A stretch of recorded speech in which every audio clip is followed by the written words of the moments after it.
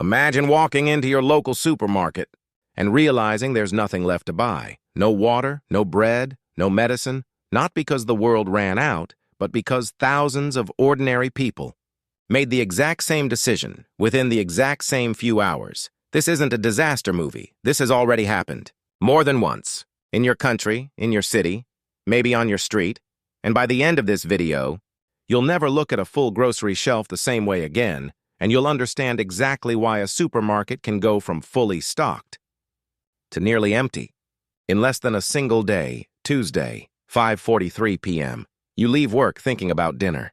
Traffic is slow, the radio is on, nothing feels unusual, until you pull into the parking lot and notice it's busier than it should be. You grab a cart. You walk in. At first, everything looks normal. Fresh fruit, bakery shelves stacked with bread. But then you notice something strange. Nobody is browsing. Nobody is comparing brands or reading labels. Everyone seems to know exactly where they're going. You follow the crowd without meaning to, straight to the water aisle. An employee wheels out a fresh pallet. Before he can even cut the plastic wrap, hands are already reaching in. Cases disappear into carts. Within minutes, the aisle is empty. Guess I should have come earlier, a man laughs, a little too nervously. We've got another truck tomorrow morning, the employee replies. An ordinary sentence. He's probably said it 100 times before, but tonight, tomorrow morning, feels very far away. Here's the part almost nobody realizes. The shortage doesn't start with an empty shelf. It starts the exact moment people stop believing tomorrow will look like today. By the time you're driving home, your phone won't stop buzzing. The supermarket on West Street is almost out of water. Costco is limiting bottled water to 2 cases per customer. Anyone know where I can find baby formula? None of these messages sound dramatic on their own. But stacked together, they build a picture that's hard to shake. You weren't worried an hour ago. Now you're wondering if you bought enough. That's how real shortages begin. Not with empty shelves, but with one question spreading through thousands of homes at the exact same time. What if tomorrow is worse? Here's something that sounds almost unbelievable. Most supermarkets don't actually store weeks of food. Despite their size, most grocery stores hold only a few days' worth of inventory in the back. Storing more would cost money, eat up space, and increase waste. So instead, the entire system runs on something called just-in-time logistics. Products arrive shortly before they're expected to sell, based entirely on forecasts and purchasing data. Wait, really? A store this size, and it's running on a 2 to 3 day buffer. When it works, you never notice. Milk gets replaced almost as fast as it's bought. It's brilliant, efficient, invisible. But efficiency has a price. Almost zero room for error. At 3:17 a.m., while the city sleeps, a warehouse 40 miles away is already alive. Loading dock doors roll open. Forklifts race between towering pallets. Refrigerated trailers idle in the dark. Engines running, waiting for their turn at the dock. Every minute here costs someone money, so nobody wastes one. This warehouse was never built to handle chaos. It was built for a normal Tuesday. By Wednesday afternoon, a truck that should have arrived at dawn finally pulls in, after lunch. The driver's been on the road since before sunrise, but overnight, the whole route got rewritten. Stores with the worst shortages jump to the front of the list. Everyone else just has to wait a little longer. Meanwhile, across town, a mother has already been to her 3rd supermarket today, looking for formula that simply isn't there. She doesn't know about the reshuffled routes. She just knows every shelf she's checked is empty. Back at your store, a young employee is stacking fresh bread as fast as his hands will move. He doesn't even reach the end of the aisle before most of it is gone. "Sorry, I don't normally buy this much," a woman says, grabbing 2 loaves instead of 1. Nobody judges her. Almost everyone in that store has told themselves the same thing. Last week, people bought what they needed. Today, they're buying what they don't want to regret leaving behind. Same store, same aisle, completely different reason. No announcement tells people to buy more. No official warning orders anyone to fill their cart. They just watch each other. Psychologists call it herd behavior. When people are uncertain, they copy the people around them instead of trusting facts alone. One empty shelf is enough to convince a stranger they should probably buy more too, just in case. And here's the twist that most people never see coming. Those extra purchases become the shortage everyone was afraid of. A family that normally buys one bag of rice suddenly buys 4. Someone who keeps 2 bottles of water at home leaves with 2 entire cases. On their own, none of these choices look unreasonable, multiplied across thousands of households in a single afternoon. Demand doesn't just rise, it detonates. And that's the moment a normal shopping trip turns into a real shortage. The products that vanish first are almost always the same: bottled water, bread, rice, pasta, canned food, peanut butter, infant formula, diapers, toilet paper, prescription medications, pet food.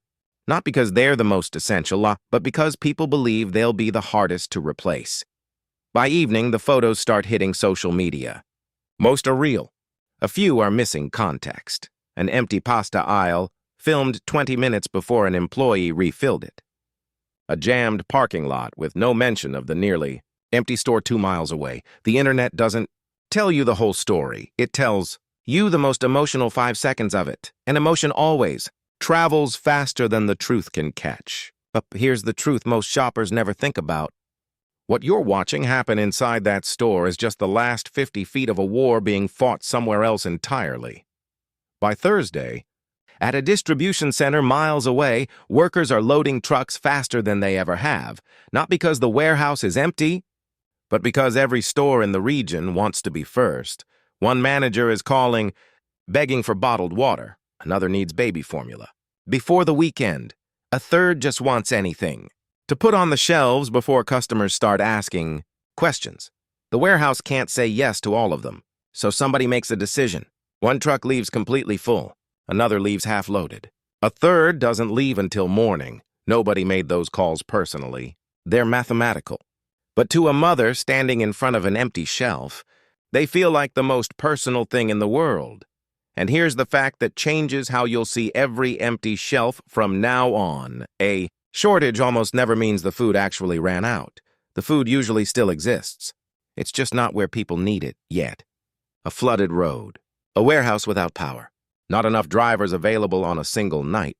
Any one of these can freeze a delivery cold even while the product sits ready 10 miles away in a trailer going nowhere. Wait. Really? Somewhere near you, right now, there could be a warehouse full of exactly what you're looking for. It's not missing. It's just stuck. History backs this up again and again. During major hurricanes, winter storms, and the first weeks of COVID-19, shelves emptied faster than any supply chain could react. Not because production stopped, but because demand changed overnight while trucks needed days to catch up. That gap, sometimes only 48 to 72 hours, is the part everyone remembers as the shortage. This is also why "just send more trucks" is never as simple as it sounds. A truck arriving today started its journey long before anyone noticed a bare shelf. Manufactured, packaged, loaded, routed, fueled, driven across hundreds of miles. If demand across a whole region suddenly doubles, there aren't twice as many drivers sitting around waiting. There isn't a second warehouse hiding behind the first one. Every part of the system has a ceiling. And shortages often keep going even after the panic buying stops, because the system isn't just refilling today's shelves anymore. It's still trying to catch up on yesterday's demand, too. Friday morning, employees unlock the doors before the sun's fully up, before the first shopping cart even rolls inside. They already know which shelves will be empty again within the hour. This is where it starts turning around. Purchase limits appear almost overnight. 1 case of water, 2 cans of formula per customer. They look restrictive on a sign. In reality, they exist to slow the bleeding. So more households get at least something. Retailers quietly reshuffle delivery schedules, push essentials to the front, and sometimes shorten hours just to give staff a chance to reorganize what's left. Governments can step in too, coordinating fuel, monitoring transport routes, releasing reserves, working directly with retailers. None of it refills a shelf overnight, but it takes weight off a system that's already buckling. Not everything disappears at the same speed either. Shelf-stable food goes first because it's easy to hoard. Frozen food turns risky the moment the power flickers. Meanwhile, a small neighborhood store 2 blocks away might still have everything because nobody's thought to check there yet. Flexibility, it turns out, beats brand loyalty every single time. The families willing to substitute usually make it through just fine. The families holding out for one specific brand are often still searching 3 days later.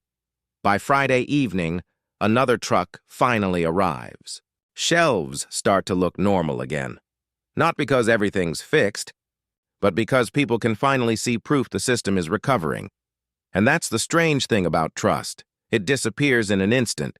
It comes back one truck, one shelf, one ordinary shopping trip at a time. A week later, the parking lot looks completely ordinary again.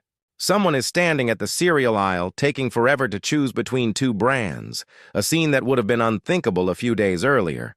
Ask 100 shoppers what they took away from that week, and you'll hear the same idea in 100 different sentences. I should have kept extra water at home. I didn't realize how fast formula could disappear. Next time, I'm refilling my prescriptions before I actually need to. None of them are talking about fear. They're talking about time, because that's what preparedness really buys you. Not food, not supplies. Time. Time to wait instead of rush. Time to think instead of react. Wait. Really. The families who cope best during a shortage usually aren't the ones with the biggest stockpile. They're the ones who quietly prepared weeks, sometimes months, before there was any reason to. 1 extra bag of pasta on a normal Tuesday. Batteries replaced before they die. A first aid kit everyone in the house actually knows where to find. A prescription refilled a week early instead of on the last pill. None of it feels important on an ordinary day. That's exactly why almost everyone puts it off. Right up until an ordinary day stops being ordinary, and just as important as supplies, knowing what to trust. One misleading post can convince thousands of people a shortage is coming when none was ever real to begin with. The families who check verified local updates before reacting are almost always the ones who stay calmest. Maybe the most underrated resource in any shortage isn't in a warehouse at all. It's next door. Neighbors sharing information, checking on elderly residents, splitting supplies when one household has too much and another has none. Every time, cooperation quietly outperforms panic. Every time you walk past a shelf that's completely full, you're not just looking at food, you're looking at a farmer who planted months ago, a warehouse crew that sorted through the night, a driver who crossed hundreds of miles before sunrise while you were still asleep, thousands of ordinary people doing ordinary jobs so that buying dinner feels effortless. The next time you walk past a perfectly stocked grocery aisle, remember you're not looking at food. You're looking at thousands of moving parts that all have to work perfectly. At the same time, every single day, and the moment even one of them doesn't, those empty shelves arrive much faster than anyone ever expects. Because by the time everyone notices the shelves are empty, the decisions that caused it were already made days or even hours earlier.